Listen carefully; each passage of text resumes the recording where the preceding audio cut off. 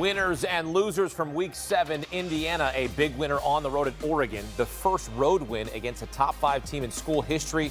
Hoosiers had 6 sacks against the Ducks, and Oregon only scored 6 offensive points over the final 3 quarters. Indiana hands Oregon its first loss of the season, while the Hoosiers remain undefeated with the 30-20 victory.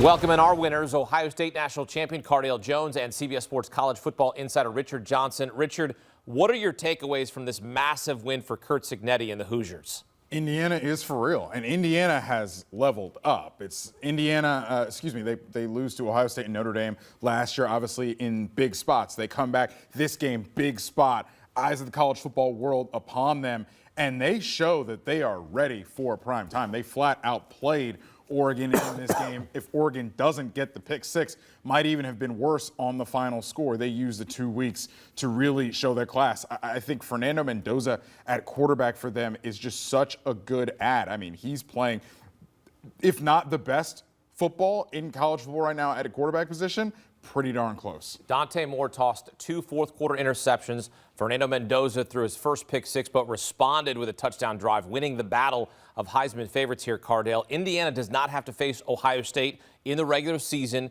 Do you think the Hoosiers can run the table in the regular season, led by Fernando Mendoza? Yeah, you look at their remaining schedule. I mean, right now in UCLA, no one really want to play them right now because they've been playing good the last couple of weeks. And then in Penn State as well, I mean, they're struggling right now, just lost their starting quarterback, Drew Aller, for the season.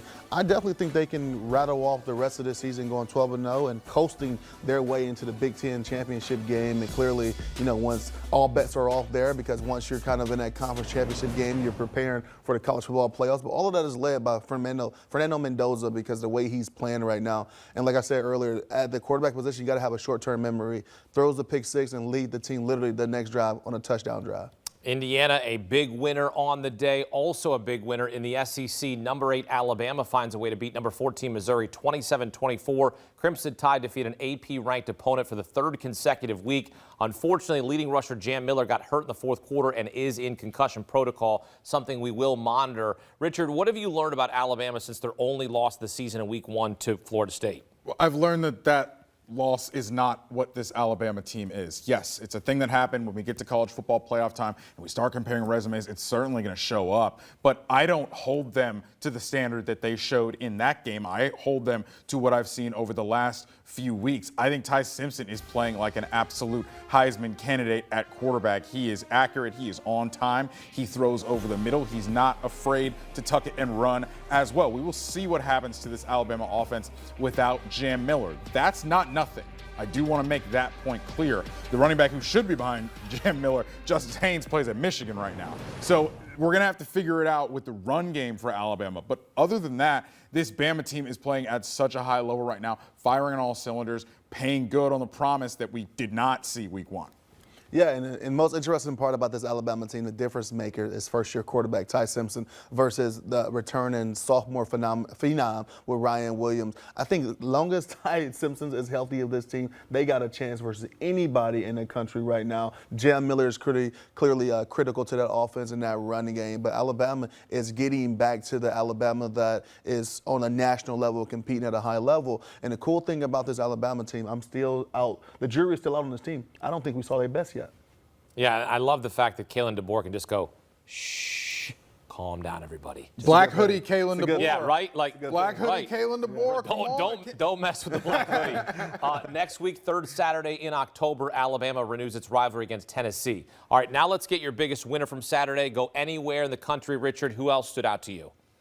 I'm going to go, my biggest winner for the day, I'm going to take you to Pitt and talk about Desmond Reed. Okay. Desmond Reed, all-purpose athlete for the Pittsburgh Panthers. He's listed as a running back, and yet 8 catches for 155 yards today. Helped Mason Heinschel, the freshman quarterback, come in this game and beat Florida State in Tallahassee. Desmond Reed has been a tremendous all-purpose player with offensive coordinator Cade Bell, came over from Western Carolina and has been tremendous for Pitt and was tremendous for them to get back and helped them get the victory today in Tallahassee.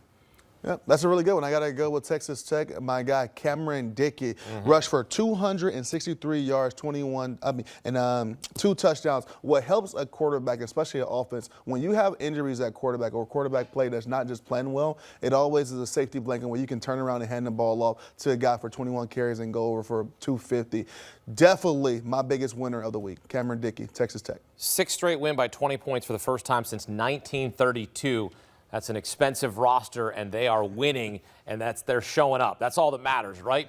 All right, from the biggest winner to the biggest loser, and for the second week in a row, it's Penn State. Last week lost to UCLA. This week, the Nittany Lions lose to Northwestern at home, and they lose starting quarterback Drew Aller for the rest of the season because of injury. His college career is likely over unless there's some sort of eligibility change with him in the NCAA. Penn State has lost 3 in a row for the first time since 2021. Richard, do you think Penn State will come up with the $50 million to buy out James Franklin? No, I do not think that I don't think they got that much money in the kitty, but I do think they may have to make substantive changes potentially on the offensive side of the ball to figure out something, because you redid the entire wide receiver room. You brought Drew Aller back for another year. Obviously, Aller's now out for the season. You had that running back room, Katron Allen and Nick Singleton, who were supposed to be so good, but this offense it's never really been able to get out of first gear much this season, and that just can't happen.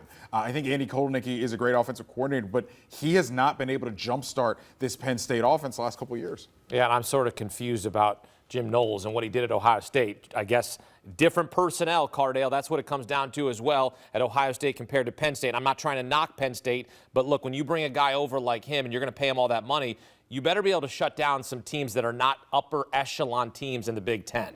Yeah, I mean, the expectation is extremely high when you talk about Penn State, you talk about Jim Knowles and the contract that they presented for him, and been able to take him away from Ohio State, especially after winning a national championship. And the expectations have not been lived up to on that defensive side of the ball. But when you talk about the biggest losers of the week, Penn State, not just on the scoreboard, but once again, losing your starting quarterback, your leader, your alpha dog, and within that program.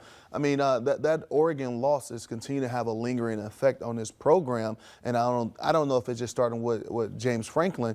It's a whole bunch of issues going on with Penn State right now. How would you explain that when they go from losing in double overtime to Oregon to what's transpired over the last 2 weeks for Penn State? Well, James Franklin said after the Oregon game, the week after the Oregon game, that he didn't want that Oregon loss to beat his team twice. Well, it beat him twice against UCLA, and now it's beaten him 3 times. They have just been unable to mentally respond and come back from that adversity. And now my thing is with Penn State, now the top line goals for this Penn State team are over. Not going to the Big Ten championship game, not going to the college football playoff. That's done, out the window. So what does this team do from here? What pride do Penn State players have moving on from here? You've got a lot of guys who are very talented and are going to play on Sundays.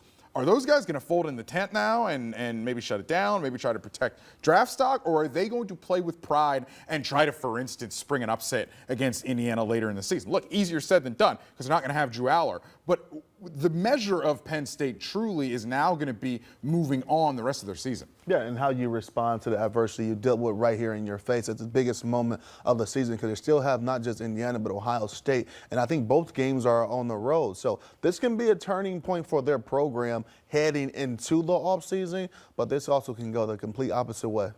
Preseason, Penn State was number 2 in the country, preseason. That's why some people don't pay attention to preseason rankings. Texas was number 1, and they have bounced back, but Penn State, unfortunately, has not. Penn State is the first FBS team in the past 30 years to lose consecutive games outright as a 20-point favorite.